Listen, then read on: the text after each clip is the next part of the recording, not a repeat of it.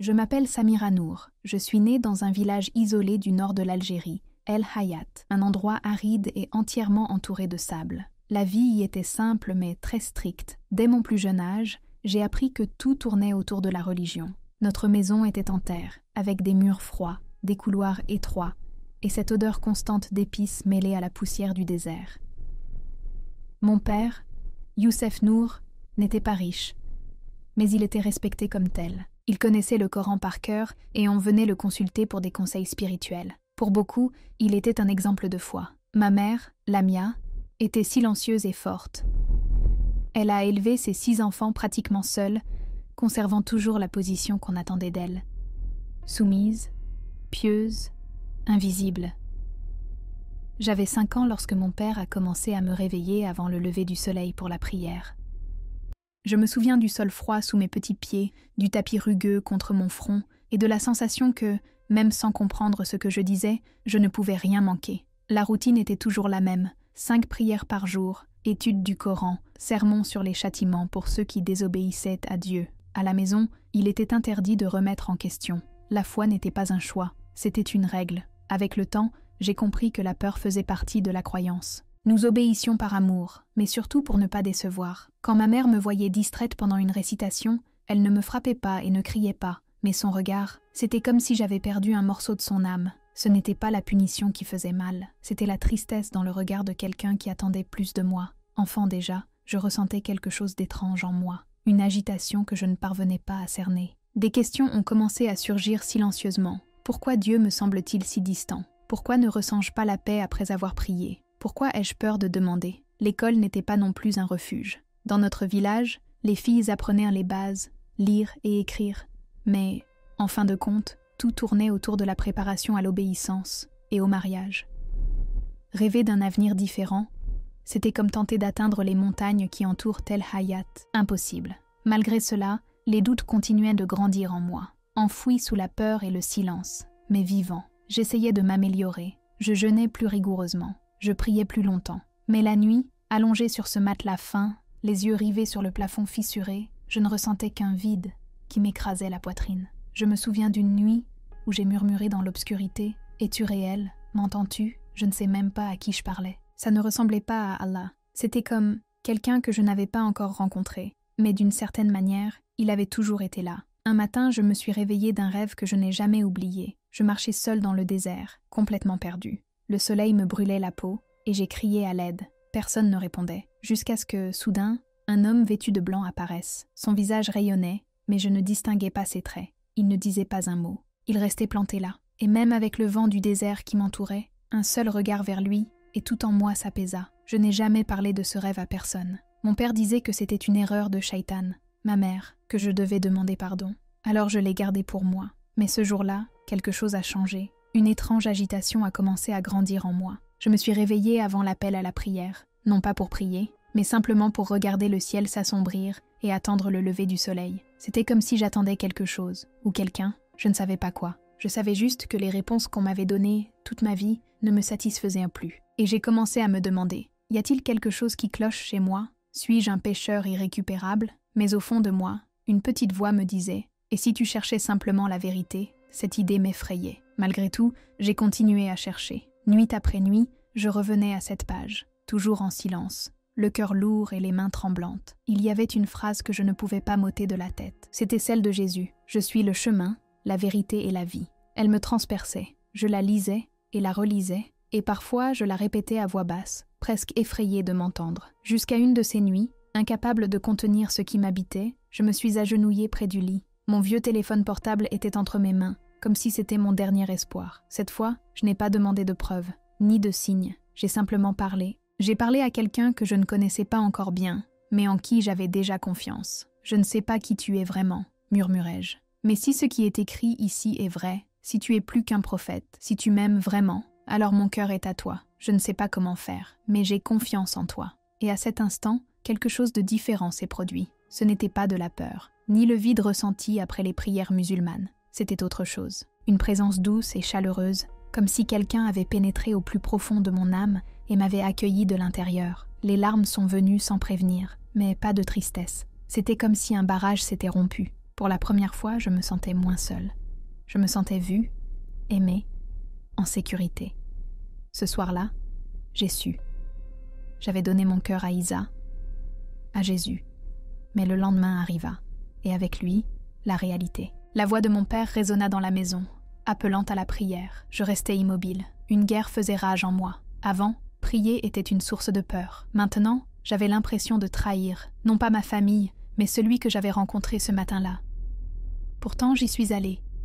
J'ai répété les mots du bout des lèvres, fait les gestes justes. Mais à l'intérieur, tout était vide. Je ne priais plus Allah. Mon cœur avait déjà repris son chemin. Plus tard, ma mère m'a demandé pourquoi j'étais si silencieuse. Elle a dit que c'était l'épuisement, mais la vérité était bien plus profonde. Je me sentais déchirée. Extérieurement, j'étais toujours la fille obéissante. Mais intérieurement, j'étais déjà une autre personne. Une nouvelle personne. Et, effrayée, j'ai commencé à éviter certaines prières. Je faisais semblant de dormir, que j'étais occupée. Mon père commençait à comprendre. Son regard s'attarda sur moi. Sa voix devint plus dure, mais il ne disait toujours rien. Et je continuais, le soir, à prier doucement, mais à Jésus. Je demandais sans cesse, « Que dois-je faire maintenant? Comment te suivre, si personne ne peut le savoir ?» Parfois, la réponse était une paix étrange. D'autres fois, juste de la peur, parce que je savais que s'il l'apprenait, il n'y aurait pas de pardon. Pourtant, je ne pouvais pas revenir en arrière, et je ne le voulais pas. Jésus était réel, son amour était réel. Et même si ma famille disait que j'étais perdue, au fond de moi, je savais que c'était là que je me trouvais. Je savais que ce n'était qu'une question de temps. Chaque prière silencieuse, chaque rituel manqué représentait un risque. Mais même si je m'y attendais, quand cela s'est finalement produit, je n'étais pas préparée. C'est mon petit frère qui a trouvé le téléphone portable. Il n'aurait pas dû y toucher. Je l'avais caché dans les plis du matelas, enveloppé dans un vieux tissu. Mais un après-midi, alors que j'aidais ma mère à faire du pain dans le jardin, il est entré dans la pièce à la recherche de mon écharpe perdue, et il a trouvé ce qu'il n'aurait pas dû trouver. D'abord, j'ai entendu sa voix, confuse, nerveuse, répétant un mot qui m'a figée, « Ange, ange, la Bible ». Je me suis précipitée à l'intérieur, le cœur battant si fort que j'avais l'impression qu'il allait exploser. Son regard me hante encore aujourd'hui. Ce n'était pas de la peur, ni du doute, c'était dégoûtant. Il avait ouvert le navigateur, il avait vu la page marquée, tout vu. Quelques minutes plus tard, mon père entrait dans la pièce. Juste derrière lui, ma mère. « Qu'est-ce que c'est, Samira ?» Sa voix était basse mais sèche. Je ne pouvais pas répondre. Je restais là, immobile. Il arracha le téléphone des mains de Malik et commença à le manipuler. Ses doigts tremblaient, non pas de peur, mais de haine. Il le lut en silence, puis me regarda. Ses yeux flamboyaient. « Vous avez lu les textes des infidèles. Vous avez étudié le livre des chrétiens. » J'ouvris la bouche pour essayer d'expliquer. Je voulais dire que j'avais trouvé la paix, que Jésus avait comblé le vide que je portais. Mais rien de tout cela n'avait de sens pour lui. Alors je me tus. Et ce silence scella mon destin. Il a levé la main et m'a giflé. Ça m'a fait mal, mais je n'ai pas crié. Ma mère regardait, paralysée. Mes sœurs se tenaient derrière elle, tremblantes, incapables de me regarder. Mon père faisait les 100 pas comme un animal en cage, répétant « apostate, kafira ». Puis il s'est tourné vers ma mère et a dit « Elle s'est retournée contre Allah. Que pouvons-nous faire ?» Je pensais que ma mère interviendrait, mais elle a simplement hoché la tête, les yeux humides, mais sans une seule larme. Ils m'ont traîné dehors. J'ai d'abord crié, mais je me suis vite calmée. Là-bas, personne ne se mêlait des affaires de famille. Ils m'ont attaché les poignets avec une grosse corde. Ça faisait mal. Ils m'ont forcé à m'agenouiller par terre dans la cour. La chaleur du sable me brûlait les genoux. Mon père est arrivé avec un bidon de combustible, le même qu'il utilisait pour remplir les lampes. L'odeur était forte, écœurante. Il a dit « Tu as choisi de mourir en choisissant Isa ». Je l'ai regardé, et pour la première fois, j'ai vu la peur dans ses yeux. Pas pour lui, mais pour moi. Pour lui, ce n'était pas un meurtre. C'était la justice. C'était la délivrance. Je n'ai pas demandé grâce. J'ai juste fermé les yeux et dit « Jésus, reste avec moi ». Il renversa le liquide. Je le sentais couler sur mes vêtements, coller à ma peau, me piquer les yeux. Les cordes me coupaient les poignets à chaque mouvement. Mon père tournait autour de moi en silence. Ma mère restait là, immobile. Je cherchais son regard, mais elle détournait le regard. Derrière moi, Malik respirait bruyamment. Je ne savais pas si c'était de la peur ou de la fierté. La première giclée sur mon visage m'a fait suffoquer. Elle m'a pénétré le nez et la bouche. L'air est devenu lourd, suffocant. J'ai essayé de parler, mais ma voix s'est étranglée. Je ne savais plus quoi dire. Je me suis contentée de me répéter « Jésus, ne m'abandonne pas ». Mon père a frotté une allumette. Rien. Il a réessayé. Elle s'est allumée. J'ai vu la flamme danser entre ses doigts. Petite, fragile, mais menaçante. Puis il l'a lâchée. J'ai d'abord entendu le bruit, puis le rugissement. Le feu a grimpé le long de mes jambes, de ma taille, et a continué, comme si des mains me tiraient vers le bas, puis la douleur est arrivée, et il n'y a pas de mots au monde pour la décrire. Ce n'était pas une douleur ponctuelle, comme une coupure ou une brûlure de cuisine. C'était absolu. Elle a tout envahi. Le feu n'a pas seulement brûlé ma peau, il a parcouru mon corps, comme s'il voulait me consumer de l'intérieur. Ma peau s'est fissurée, fendue, et s'est effondrée en quelques secondes. Mes cheveux ont pris feu. L'odeur était suffocante. J'ai crié sans m'en rendre compte. Les cordes ont brûlé aussi, mais trop lentement. Mon corps est tombé sur le côté. Je ne pouvais plus me tenir debout. Chaque centimètre de mon corps hurlait. Mes yeux brûlaient, mes lèvres collaient à mes dents. Ma bouche s'emplissait de fumée. Tout devint noir. Il n'y avait que le feu et la douleur. Et au milieu de cette torture, j'ai supplié de mourir. « S'il vous plaît, laissez-moi mourir. » Et puis, soudain, le silence. La douleur s'est dissipée. Le feu s'est éteint. Je ne sentais plus le sable sous moi, plus de flammes crépitantes. Juste la paix. Et quand j'ai ouvert les yeux, je n'étais plus dans mon jardin. L'espace d'un instant, j'ai cru que c'était un rêve. Après tant de chaos, ce silence me semblait impossible. J'ai regardé autour de moi, m'attendant à l'obscurité, au vide. Mais j'ai vu quelque chose que je n'aurais jamais pu imaginer. Il y avait de la lumière partout, une lumière douce et pure qui ne blessait pas les yeux. C'était comme si j'étais dans la chaleur elle-même, sans sol, sans toit, mais avec un sentiment d'unité. Je me suis regardée, m'attendant à voir mon corps brûler. Mais je n'étais plus chair. Il n'y avait plus de douleur, plus de poids, plus de gravité. Je ne flottais pas, mais je ne me tenais sur rien non plus. J'existais, tout simplement, et puis je l'ai senti. Une présence. Avant même de la voir, j'ai su qu'il était là, comme si mon cœur battait à tout rompre. Je me suis retournée lentement, hésitant entre la peur et le soulagement, et c'est là que je l'ai vu. Il était à quelques pas de moi, un homme, mais pas n'importe lequel. Son visage brillait si fort que je ne pouvais distinguer ses traits. C'était comme si la lumière elle-même y était concentrée. Sa tunique était blanche, pas blanche de tissu, mais de lumière, et ses mains, je me souviens de ses mains, vifs et pourtant doux. Il s'est tendu vers moi, sans me forcer, juste m'inviter. Je le savais. C'était Isa, c'était Jésus, celui-là même vers qui j'avais crié au milieu du feu. À cet instant, toutes les peurs qui m'avaient retenue se sont évanouies. Je n'étais plus seule, je n'avais pas été abandonnée. Sa présence a rempli tout ce que j'avais passé ma vie à essayer d'accomplir avec des règles et des prières creuses. Et puis, il a parlé. Sa voix ne résonnait pas, ne vibrait pas. Elle me transperçait complètement. Elle était douce et forte à la fois. Il disait simplement « Samira ». Mais en ce nom, il me disait tout. J'ai pleuré. Je ne sais même pas si j'avais encore des larmes, mais je les sentais monter en moi. Ce n'était pas de la tristesse, c'était une libération. C'était la vie.